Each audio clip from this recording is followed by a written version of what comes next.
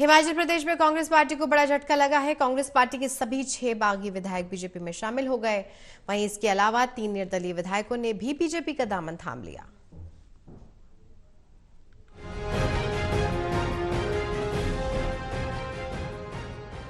हिमाचल प्रदेश कांग्रेस के 6 बागी विधायकों ने आज बीजेपी का कमल थाम लिया है।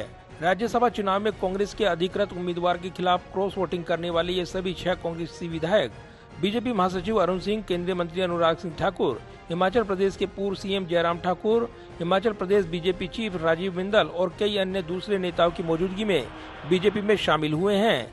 कांग्रेस के 6 बागी विधायकों सुधीर शर्मा, राजेंद्र राणा, रवि ठाकुर, इंद्रदत्त लखनपाल, देवेंद्र भुट्टो और चैतन्य शर्मा ने पार्टी हेडक्वार्टर में बीजेपी का कमल थाम लिया। वहीं इसके अलावा हिमाचल के 3 निर्दलीय विधायक भी बीजेपी में शामिल हो गए हैं। हमीरपुर सदर से निर्दलीय विधायक आशीष शर्मा, नालागढ़ से केएल ठाकुर और देहरा से होशियार सिंह ने विधानसभा सदस्यता से इस्तीफा देकर बीजेपी का कमल थाम लिया है। इस मौके पर केंद्र सरकार की उपलब्धियां और गारंटियों का जिक्र करते हुए केंद्रीय मंत्री अनुराग सिंह ठाकुर ने कहा कि इन सभी नेताओं के पार्टी में शामिल होने से बीजेपी हिमाचल प्रदेश में और मजबूत होगी।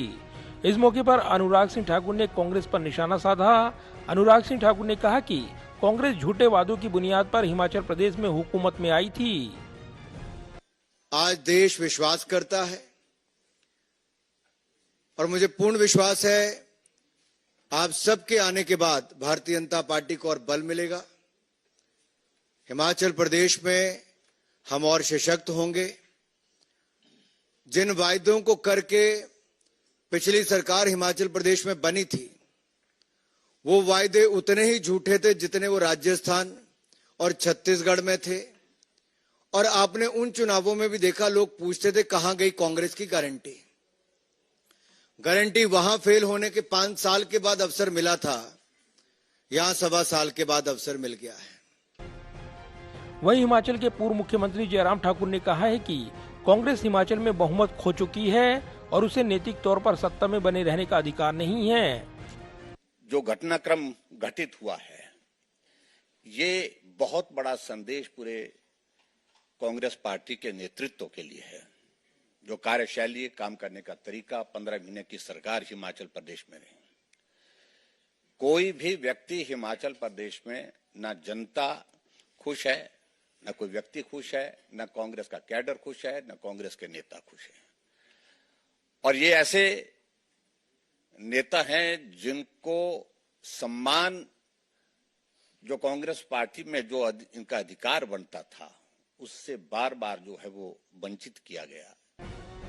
इस मौके पर बीजेपी महासचिव अरुण सिंह ने बीजेपी में शामिल होने वाले सभी नेताओं का स्वागत किया। अरुण सिंह ने कहा कि ये नेता कांग्रेस की नीतियों से परेशान होकर और इस्तीफा देकर बीजेपी में शामिल हुए हैं। साथ ही उन्होंने यकीन दिलाया कि पार्टी उनके मान सम्मान पर कोई आंच नहीं आने देगी।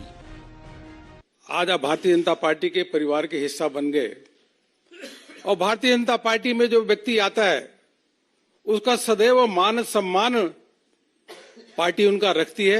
आप सबका भी मान सम्मान पार्टी सदैव रखेगी, यह मैं महामंत्री के नाते आप सबको कह रहा हूं।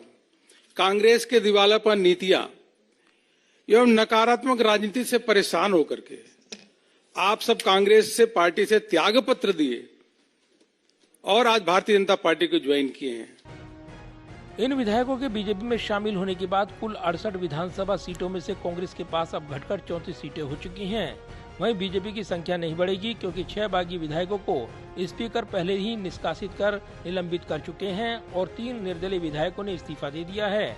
ऐसे में बहुमत के लिए जरूरी आंकड़ा 32 हो गया है। लोकसभा चुनाव के साथ 1 जून को इन 6 धर्मशाला, लाहौल स्पीति, बड़सर, कुटेलहड़, गगरेट और सुजानपुर विधानसभा सीटों पर उपचुनाव होंगे। लेकिन 3 निर्दलियों के भी इस्तीफे के बाद माना जा रहा है कि देहरा, हमीरपुर सदर और नालागढ़ में भी अब उपचुनाव होगा। हालांकि इन 3 सीटों पर जब चुनाव आयोग की तरफ से घोषणा होगी तभी चुनाव करवाए जाएंगे। कैमरामैन पवन शर्मा के साथ प्रदीप कुमार, टोटल न्यूज, दिल्ली।